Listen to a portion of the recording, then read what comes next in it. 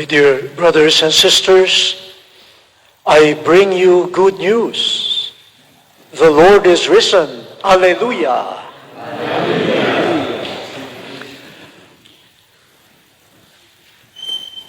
You don't sound happy. Well, that's okay. They were half fearful and half joyful. Half fearful and half joyful. That's the Easter response. We have been journeying up to this vigil. And from tomorrow, we have a whole season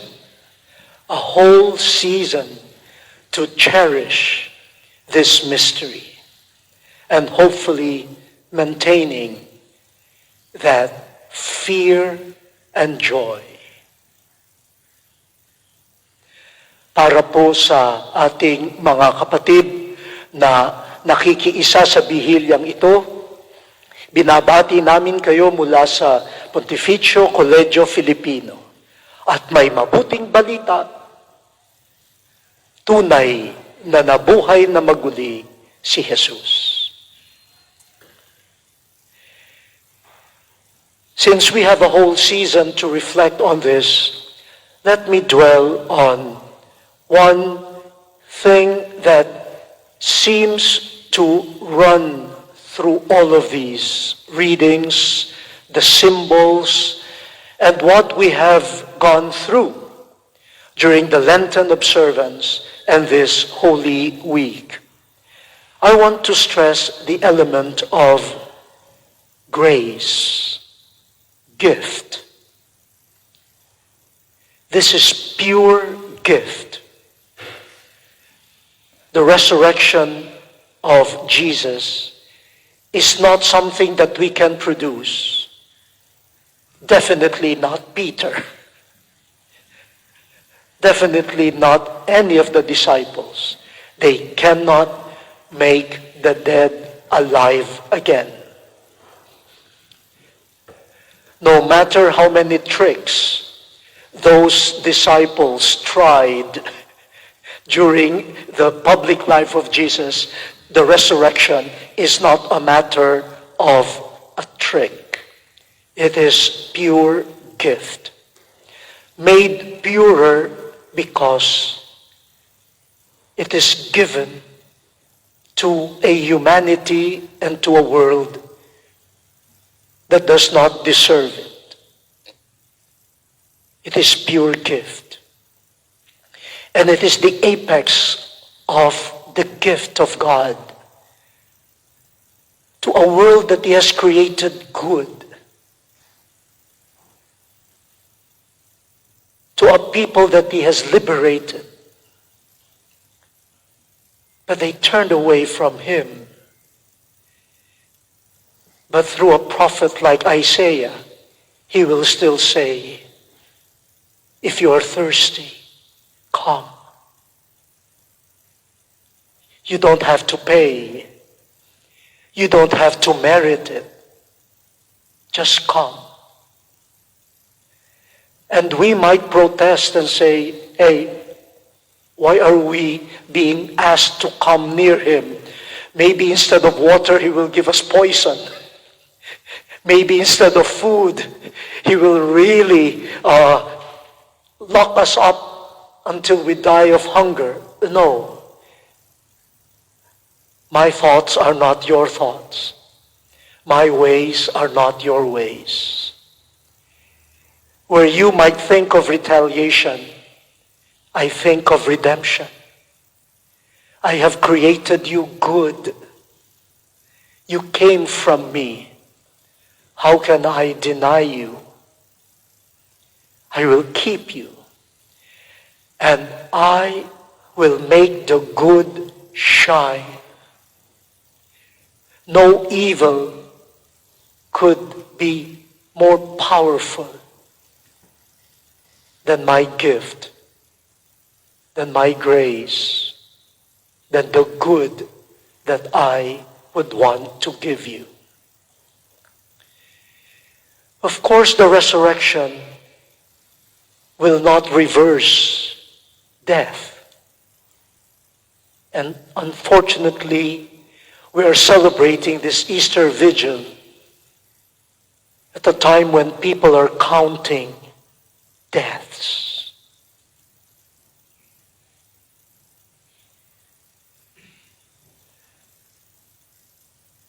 Some might say, so, the resurrection does not mean anything. People still continue dying. But the resurrection does not promise that physical, earthly death will not happen anymore. It promises that in death, the Son of God is with us because He loves us and He is one of us. And from death, good, something good will come out as pure gift from God.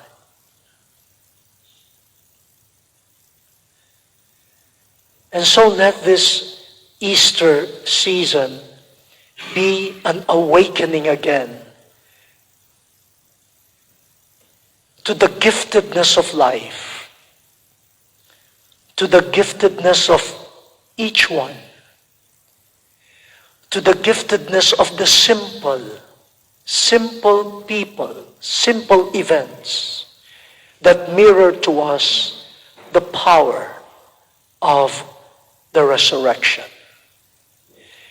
This greatest miracle of God, this greatest outpouring of gift and grace happens in silence and in simple ways.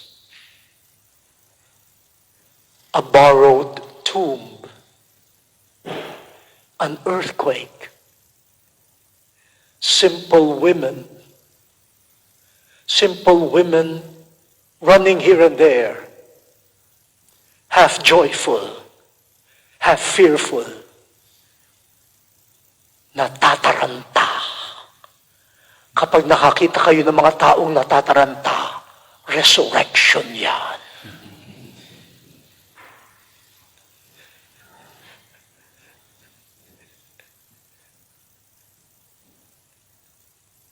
And the simple message, go and tell my disciples, I will meet them in Galilee. What a beautiful gift. They are called disciples again. They don't deserve to be called disciples. They should be called traitors. But something is being born again. And I will see them in Galilee. Oh, Galilee, the place of the heathen, impure, mixed. They even call it the place of the pagans. But the early disciples were Galileans. They were not pure. They were not highly educated.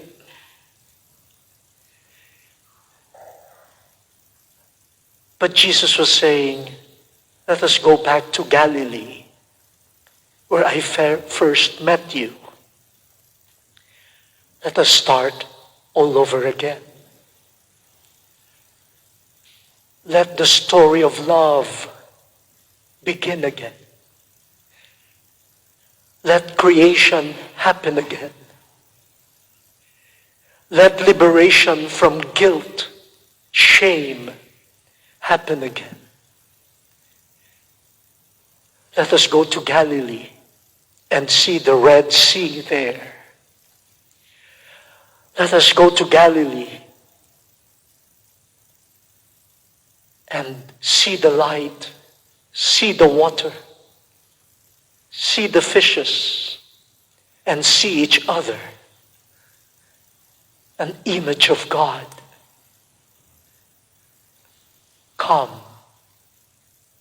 let us start again. Gift, gift. Silent, unassuming, but real. The greatest miracle is manifested in the simplest and most ordinary events and ways. This is the pedagogy of God. This is the methodology of God. Always greatness in littleness. No wonder the resurrection still maintains that. And I guess this is one beautiful message as we continue to confront this COVID-19 pandemic. It might be really a felix culpa, oh happy fault, that made us merit this renewed appreciation for the resurrection.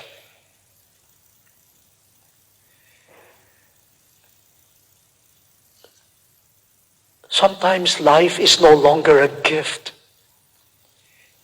It has become a burden. We wake up and after hopefully a good night's rest, we feel tired. I don't know whether I can continue teaching, but I stopped teaching when I came here 2 months ago. But one thing I noticed was, even when you have the first period, like 8 in the morning, and you expect the students to be fresh and alive, they're already tired. I don't know what makes them tired. Maybe they don't sleep. Maybe they're attached to, instead of sleeping, maybe they're sending messages or playing Bible games.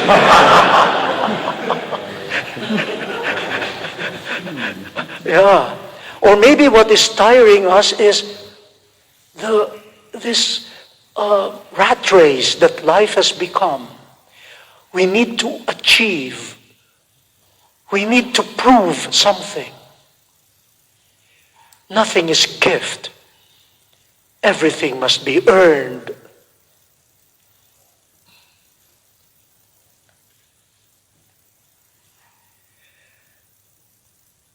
And so we don't see the light anymore, the moon, the sun.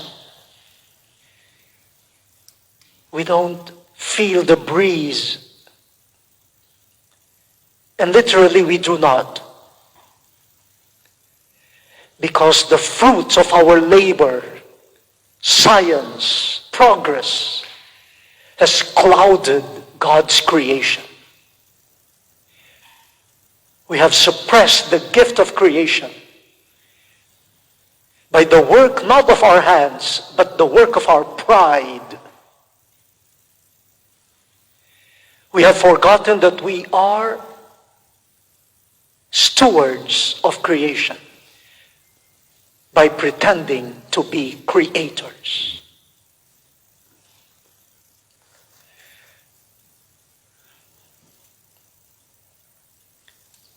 We thought we were liberating ourselves, freedoms here and there. I am free to do this. It is my right to do this. And in the end, we have made ourselves slaves of our own idols. Come to the water, God says. Come, eat, drink for free. With this pandemic, we saw that many nations have more savings for weapons, for arms, and they cannot produce even simple medicines to people.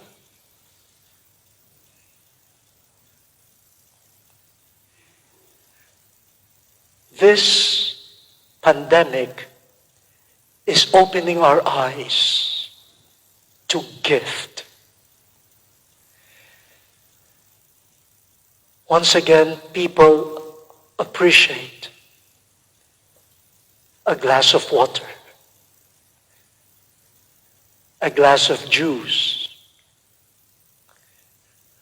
Now we appreciate each other. First, we're forced to be with each other because of the lockdown.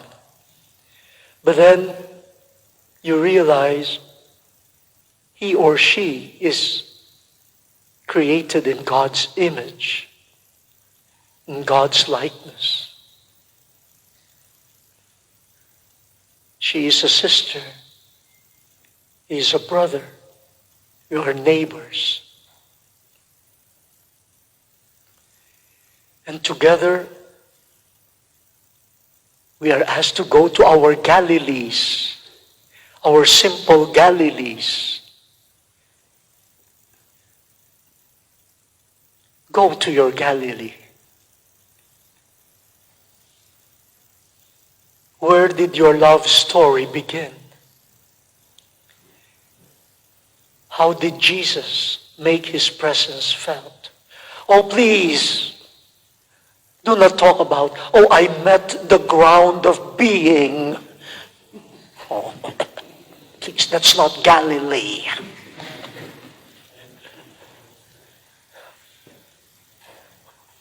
When I was told that I would be a bishop, I was told, prepare a coat of arms. I said, coat of arms? I told the nuncio, I live in Barangay Dos, Imus, Cavite. And now you're asking me to make a coat of arms? What coat of arms does Barangay Dos have? Please, my Galilee is not a coat of arms. It is that barangay.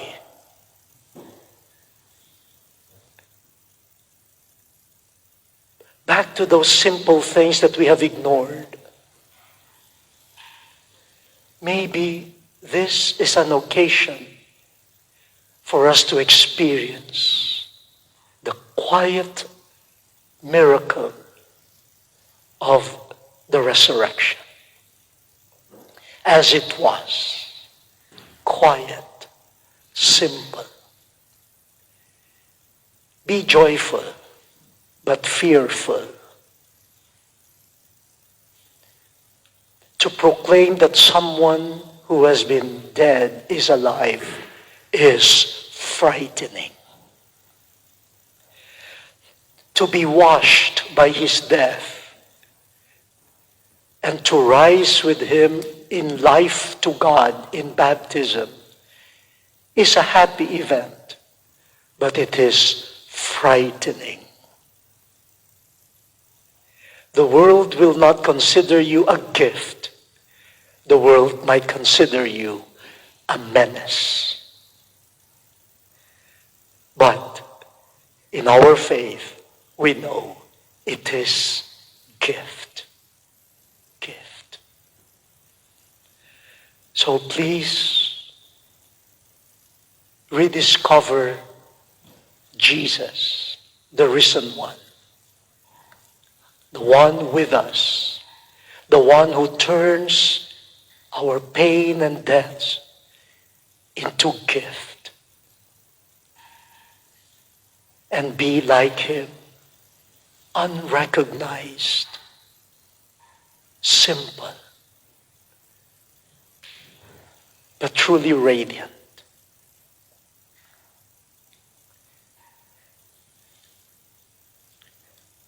After my sharing this afternoon, thinking that I would take some rest so that we could celebrate more fittingly, this Easter Vigil, I got news that a second cousin of mine died this afternoon also.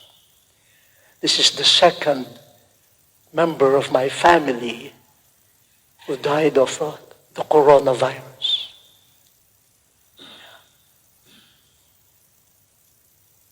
And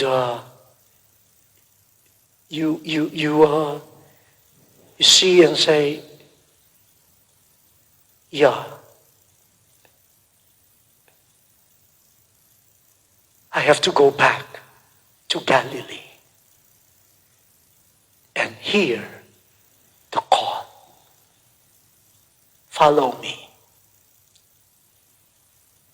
And then to hear the call again, I'm sending you.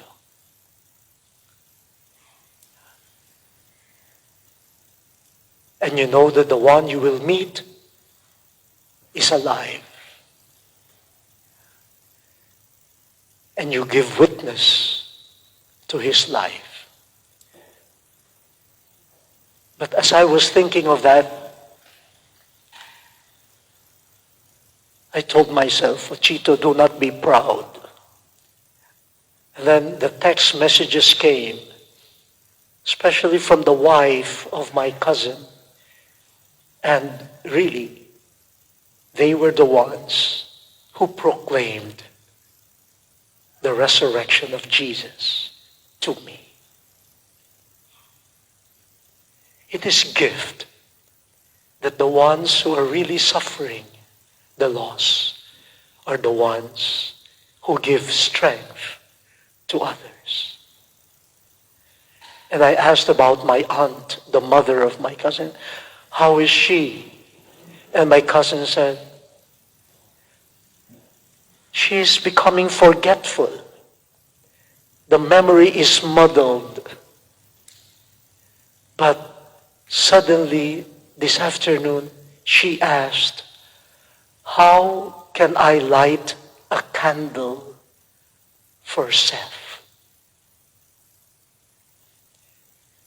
And so the children knew, Mama must have known, even without anyone telling her. Call it maternal instinct.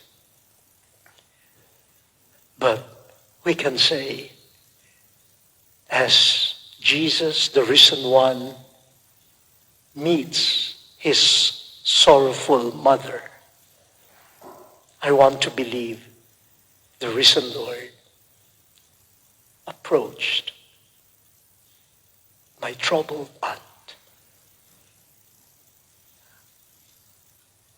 Yeah, he is truly risen. So we are happy, we are joyful, but we're also fearful to witness to him as a gift also spells out some difficulties and dangers. But the gift is greater than the offense. The gift is greater than our sorrows and sufferings. So, where is your Galilee? Go there. Someone is waiting.